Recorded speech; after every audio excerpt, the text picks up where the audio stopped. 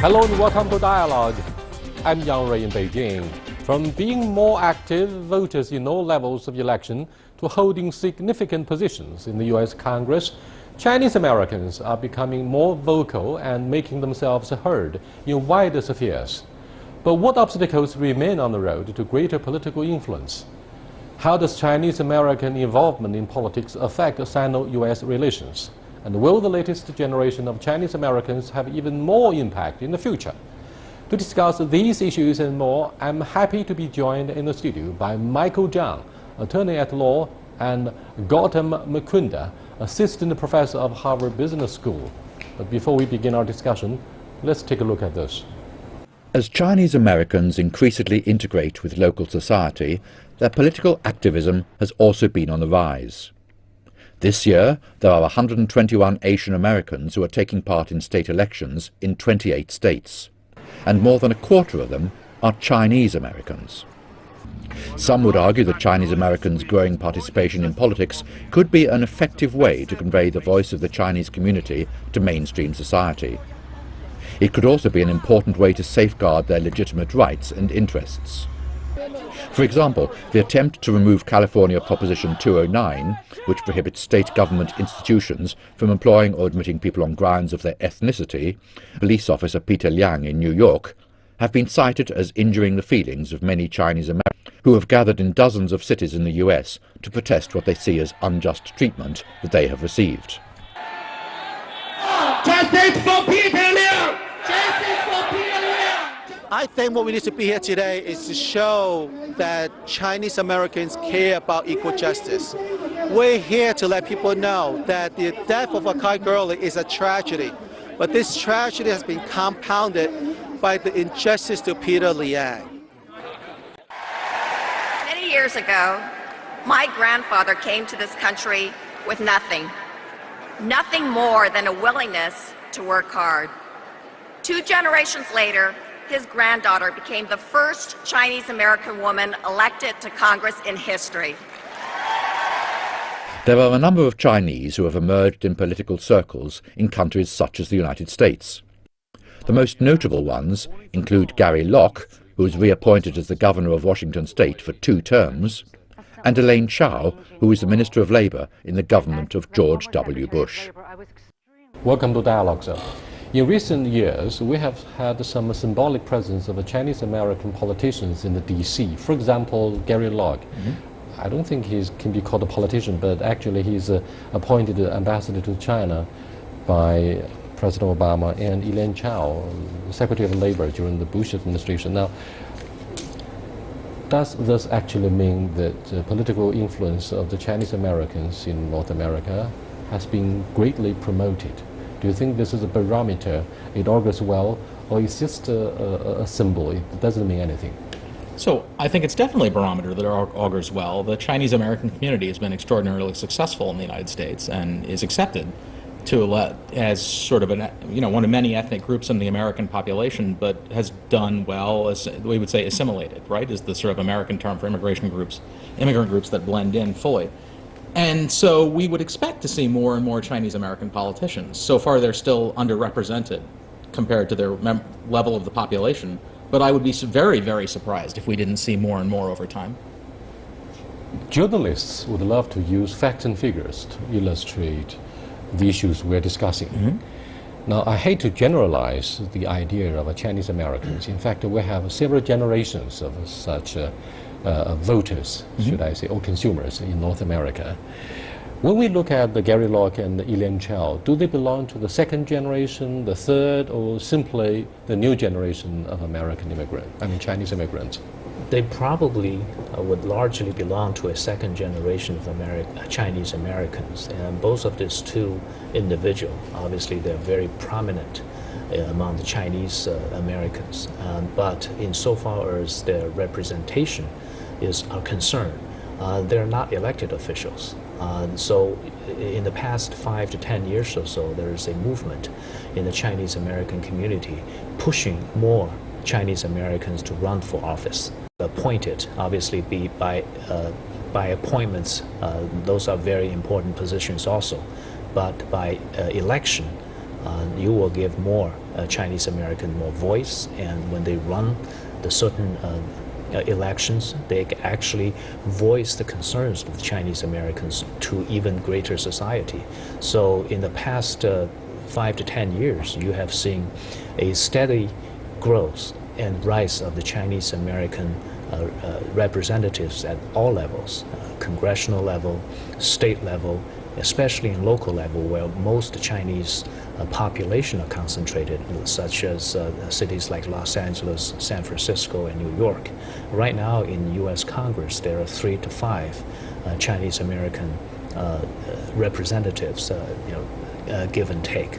I think we definitely want more in the U.S. Congress. Do you believe underrepresentation of Chinese Americans has been a case, has been an issue for the new immigrants who want to promote their voice, given the increasing number of disputes between these two biggest economies, the United States and China? Do you think those who were born in the 90s and the 2000s could be a strong voice in defending the image of China? So I would separate those two issues out. The underrepresentation of Chinese Americans in American politics is a long-standing issue that goes back to their first arrival in the United States. Whether Chinese Americans will have a particular view on the relationship between China and the U.S. or will serve as advocates for China within the American politics is a much more complicated question. You could expect them to have much deeper understanding of China than, say, the average American would. But that's about it. My family is from India. I was born in the United States, but my family is from India. I would not feel any particular pressure to take India's side in a dispute between India and the United States. I'm an American and of Indian heritage, but I'm an American. See, that could be a very big cultural difference. The Chinese would have a lot to say about their cultural roots. Yes. And they would remit money back to their homeland in what we call in Chinese 衣锦还乡. Yeah. When you get rich, you go back to your hometown, make more contribution for the rebuilding of your village and hometown. Is that the case in India? So it's certainly a case in India that Indian Americans sort of feel cultural ties to India and send money back and visit the country on many occasions. I certainly have relatives in India.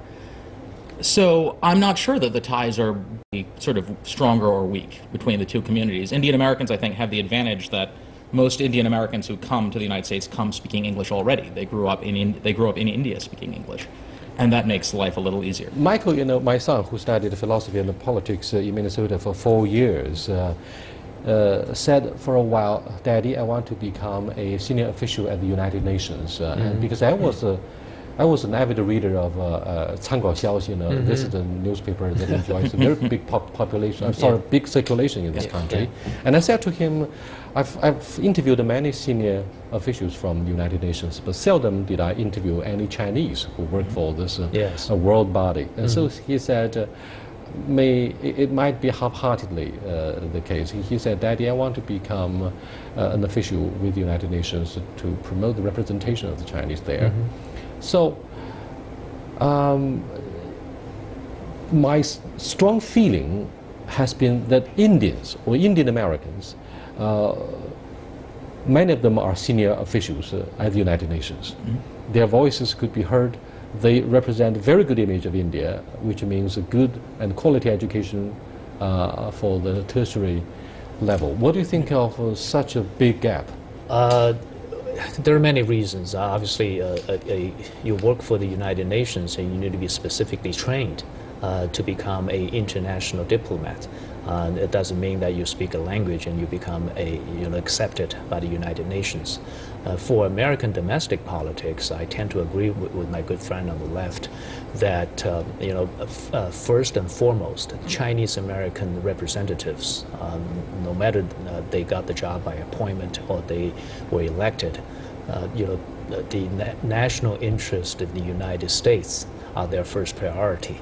And although, albeit by doing a great job, by showing their Chinese American face to American people, it definitely projects a very positive image to the Chinese Americans. But because they got the power, they got the position through voters, And the voters in that community are not necessarily Chinese Americans. That's something we need to discuss, because we need to increase the turnout of Chinese American voters, because the mandate they represent are largely Americans. They could be white Americans, black Americans, and they have to serve the mandate and where they receive the power. That's the source of that power. So they have to serve the national interest of the United States and their constituents.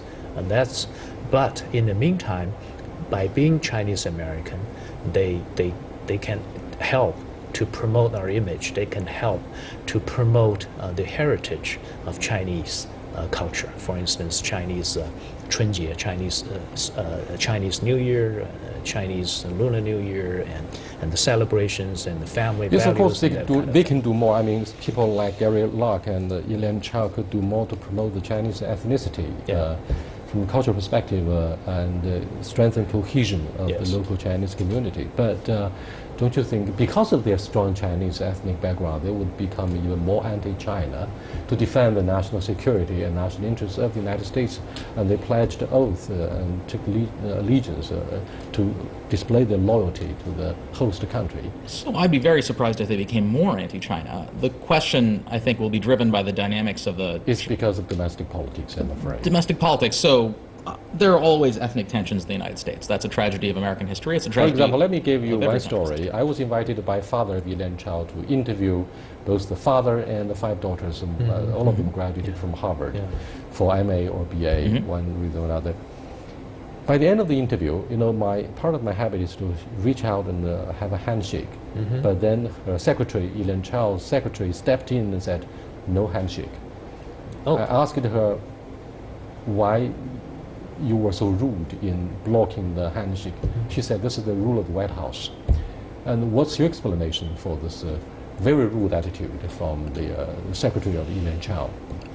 That is very surprising to me, and I've never heard of that rule in the White House before. The Bush White House may have worked under different rules than the Obama administration does, and because of Republican political concerns, has to respond to different political dynamics than the Obama administration does.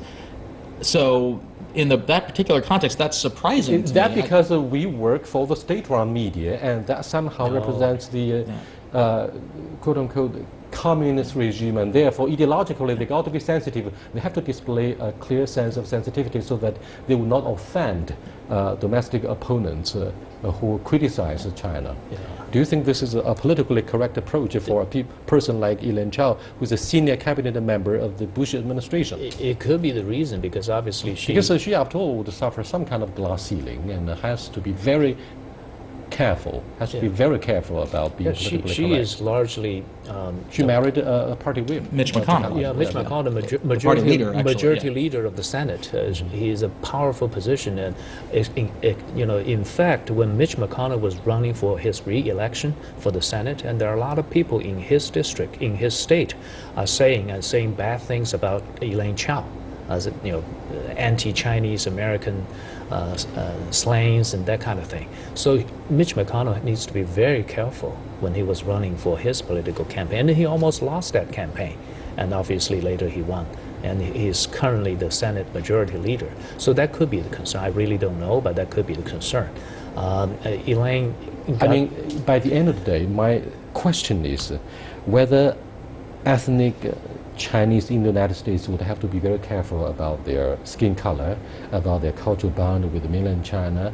The United States disagrees seriously with the official ideology of Beijing, and therefore, when bilateral relationship gets more strained, Chinese Americans in your country would be nervous for good reasons, because they are afraid of what could happen to them. Those Japanese Americans, Second World War, they were confined to concentration camp. I hate to use the word concentration camp, but they lost their freedom. Internment camps, yes, they did, and that's one of the great tragedies of American history, something that most Americans deeply regret, and the U.S. government actually paid reparations to those people who did it. I should say my advisor when I did my PhD was one of those Japanese citizens who was interned in those camps, so he remembered growing up about it. And that's a tragedy. One can't imagine anything like that happening again, but of course, if tensions between India and the United States were high, I would be concerned. if tensions between China and the United States would grow. As a Chinese American, I would be concerned, but I would also, I hope, have faith in my fellow citizens. You know, the United States is not the United States of 1940. It's a very different country now. But it's indeed a big concern for Chinese Americans to care a lot about the bilateral relationship, which is somehow ideologically motivated, if not driven by the Cold War mentality.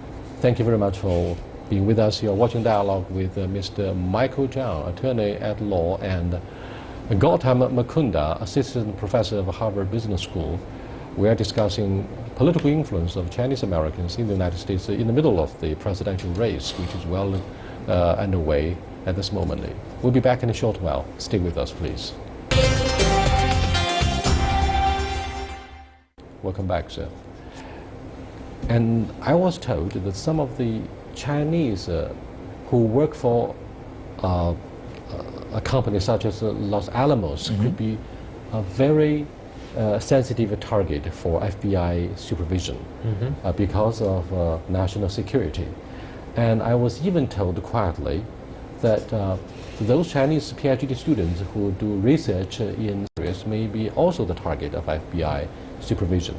Now, do you think with the allegation of cyber espionage, such things could happen more frequently?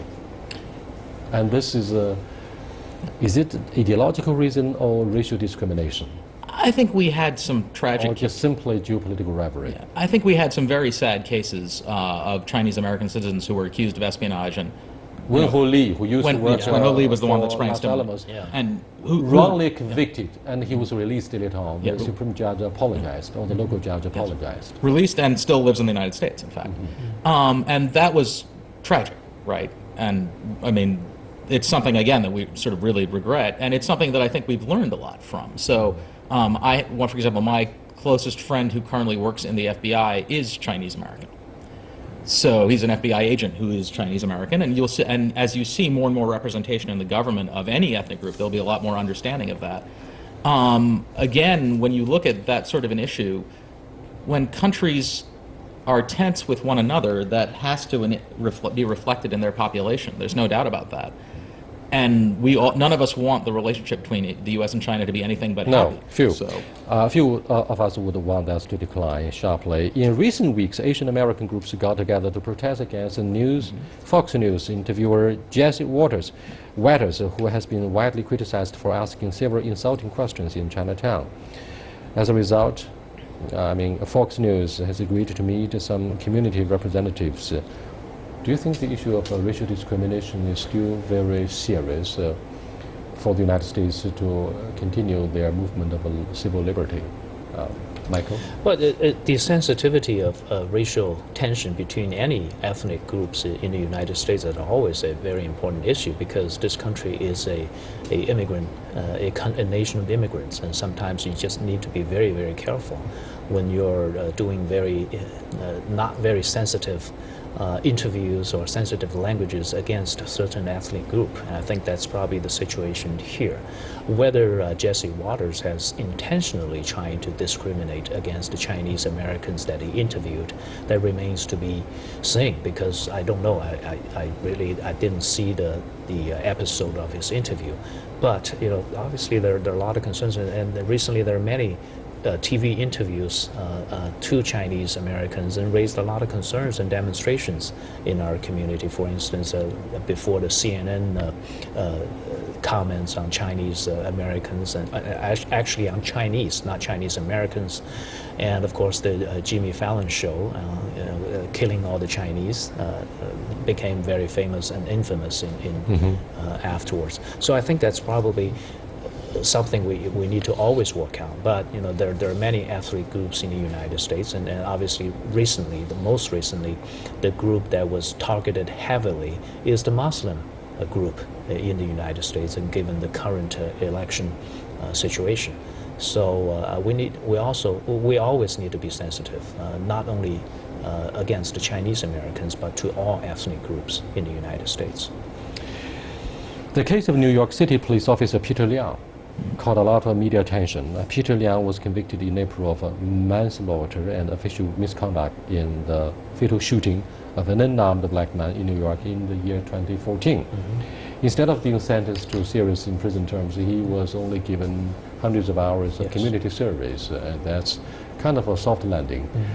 Do you think this is a result of the strong lobby from the Chinese community? I would be surprised. It may have helped, but the American judicial system is relatively insulated from political pressures once it gets to the point of a judge levying a decision. I suspect it had more to do with the enormous deference to which police use of force is treated in the United States. So for a police officer even to be prosecuted for the use of force is quite rare, and to be convicted is even more rare. So when it happened, he didn't need to be Chinese to get a very light sentence for what happened. You would expect almost any police officer to get a very light sentence under those circumstances, for better or for worse. In the context of Peter Liang, Michael, let me go back to the issue of racial discrimination and what the Chinese lobby group could do to defend the interest and dignity of the Chinese Americans. Lily Li Chen, former mayor of one of the cities in Los Angeles, good friend of mine too. Received my interview and talked about the Wan Hou-li espionage case. She said, and I could still remember clearly, Ray, if we have had done more like African Americans to be involved in the legislative elections and to become lawmaker in the end, we would promote a strong voice in defending the legitimate rights of the Chinese Americans, because many of the Chinese Americans actually came from Taiwan, which shares the same ideology and values with the United States back in the 1980s. So what do you think of I tend to agree with my good friend Lily Chen, and at the time of Wen Hou-li, obviously there are very, very few representatives at all levels, at any level, congressional, state, or any level. And recently, I mean, in recent years, there are several other Chinese American scientists who were wrongfully charged, and later charges were dropped, largely because the strong legal defense they put forward, and also a very strong voice from congressional representation. For instance, Congresswoman Judy Chu, Ted Lieu, they organized many events trying to ask the U.S. Justice Department to explain why these three Chinese scientists were targeted and later the charges were dropped, whether there are any racial profiling in that situation. In terms of Peter Liang's situation, I do think the demonstration and the protest from the Chinese American community helped a little bit, at least, because I think the prosecutor and the judge did the right thing. You have to prosecute because the tension between police and the community is very, very tense at that time. But heavy prosecution, a very light sentence, which means you calm the African American community, but in the meantime you understand the concerns expressed by the Chinese American community. I might want to add the prosecutor sadly recently passed away. I think he handled this, he's an African-American prosecutor, by the way. I think he handled just about right. Let me confirm one thing among all the issues. The issue of voter turnout in the presidential campaigns, previous and the current ones. While Donald Trump has lost many traditional Republican supporters, his unconventional style galvanized fresh support from others who are usually not interested in politics, including many Chinese Americans, according to Cliff Lee, an advisor to the Trump campaign. All agree that Trump has fueled an unprecedented level of political activism among Chinese immigrants in the run-up to this year's presidential election. In your estimation, is this true? And if so, why are recent Chinese immigrants supporting Trump? So there are two parts to that statement. It is true that Trump has fueled a massive increase, or at least seems to have fueled a massive increase in political activity among all minority and immigrant groups. It is simply not true. There is no evidence whatsoever, and in fact there's considerable evidence in the other direction that has resulted in any support for Trump. What it seems to have resulted in is considerable support for Hillary. The United States is going, I will say with a high degree of certainty, President Trump is not going to be the next president of the United States. And one of the reasons he is not is because the changing complexion of the American population has resulted in people who simply will not vote for someone like him. And that sort of statement is what I would expect from a Trump advisor, but we shouldn't take it seriously. I believe and I hope, and every evidence tells me that people, Indian Americans, Chinese Americans, Hispanics, are registering to vote because of Trump, but they're registering to make sure that he never gets anywhere near the White House. What do you think of the latest change in voter turnout for Chinese? Since the beginning of my trip this time to China, I was constantly asked by people, whether the support among the Chinese community very high for Trump. I was one of them. About 2 months ago, I went to see Mr. Trump, and I did see a lot of Chinese are there and paying contribution for Trump's campaign. But whether there's any scientific suggest that a very high percentage of Chinese Americans are supporting Trump, that remains to be seen because there is no scientific polling about it. But if there is a certain percentage of Chinese Americans are supporting Trump, I would say it's probably not necessarily supporting him personally, but supporting the Republican agenda, because there are a lot of Chinese entrepreneurs, and they are for smaller government, lower tax, and the constant government interference with their business operations. So I don't know the percentage, but I do think there is certain business-oriented Chinese American groups are supporting the Republican agenda, and unfortunately or fortunately, Trump is the champion of that agenda. So we do have data on this question. I'm a political scientist, and it's very hard to poll just the Chinese American population because it's relatively small. But there are many polls of the Asian American population, and the Chinese American population is the clear majority of that. So it's pretty easy to extrapolate out. What we have seen over the last generation is a steady and rapid descent in the support for Republicans amongst Asian Americans. 20 years ago, Asian Americans split about 50-50 Republican Democratic. In the last cycle, they were about 70-30 swinging to Democrats. My best guess is that in this electoral cycle, it will be around 80-20 Democrats. So to the extent that we have quantitative data, and we have pretty good data, there's very good reason to believe that the Asian population of the United States has decided that the Democratic Party is much more friendly to its interests than the Here are the figures and the facts that I got. According to national statistics, Asian Americans constitute about 5% of the resident population, but only 3% of the voting population. In California, they make up about 15% of residents, but only 12% of voters. Voter turnout is low in Asian communities, and Chinese American voter turnout is even lower than almost all the other Asian American groups. This is the statistics that I got about the political participation by Chinese Americans. Obviously, we have many other issues to cover, but let's wait to see what's going to happen in the day of the election, who will win. With that, we come to the end of this edition of Dialogue with Gautam and Michael. I'll see you next time. Goodbye.